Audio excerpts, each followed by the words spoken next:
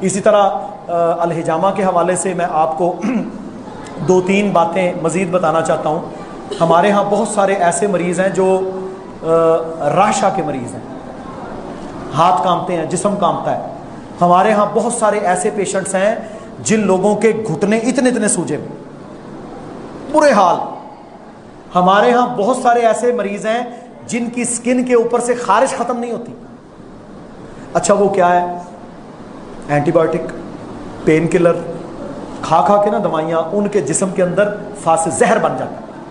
کیا ہوتا ہے اس کا الٹیمیٹ رزلٹ؟ کہ بیماری سپریس ہو جاتی ہے وقتی طور پر لیکن ختم نہیں ہوتی۔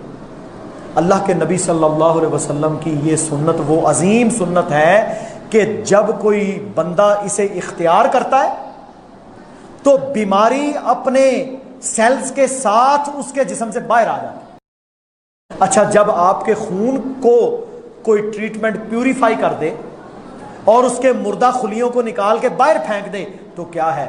پھر آپ کی باڈی آٹومیٹیکلی نیا خون بنانا شروع کر دیتی ہے، ریپیئرنگ کا پروسیس شروع ہو جاتا ہے، آپ کے وائٹ سیلز حرکت میں آ جاتے ہیں، آپ کے جسم کے اندر پورا نظام گردش میں آ جاتا ہے، اور اس نظام کے گردش میں آنے کے بعد کیا ہوتا ہے؟ آپ کے جسم کے اندر ایک ریپیئرنگ کا نظام ایسا چلنا شروع ہو جاتا ہے کہ اس نظام کے بعد آپ صحت کی طرف واپس لوٹ آتے ہیں۔ کمر درد کے مریض ہیں، چلا نہیں جا رہا، اب کیا ہے؟ ان کی ریڑھ کی ہڈی میں جو مخ تھی وہ خون میں شامل ہو گئی، اس نے جا کے نرو کو دبانا شروع کر دیا۔ اب کپنگ جو ہے وہ فوری طور پر اسے نکال کر باہر پھینکتی ہے اور انسان کا جسم بالکل لائٹ ہو جاتا ہے۔ تو میرے بھائیوں یہ سارے کی ساری وہ نعمتیں ہیں جو اللہ تعالیٰ نے ہمیں عطا کی ہیں۔ یہ داغ دینا کیا ہوتا ہے؟ پرانے وقتوں میں جب کوئی گڑ، پھنسی، کینسر بن جاتا تو وہ اس حصے کو، ظاہر ہے نہ تو سرجری تھی نہ اینٹی بایوٹک تھی، اس حصے کو صحیح کرنے کے لیے وہ کیا کرتے؟ وہ لوہا یا پتھر کو شدید گرم کر کے اس کے اوپر لگاتے تھے جس سے وہ سارا حصہ جل جاتا اور وہ کینسر بھی ساتھ ہی جل جاتا۔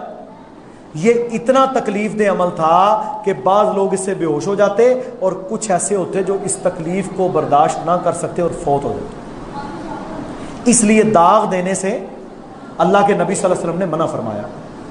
تو یہ بھی اللہ کے نبی صلی اللہ علیہ وسلم کی حدیث کے اندر سے ہمیں وہ چیزیں ملتی ہیں جو فطرت کے عین مطابق، اور آج کی جدید سائنس نے بھی اس کو مانا۔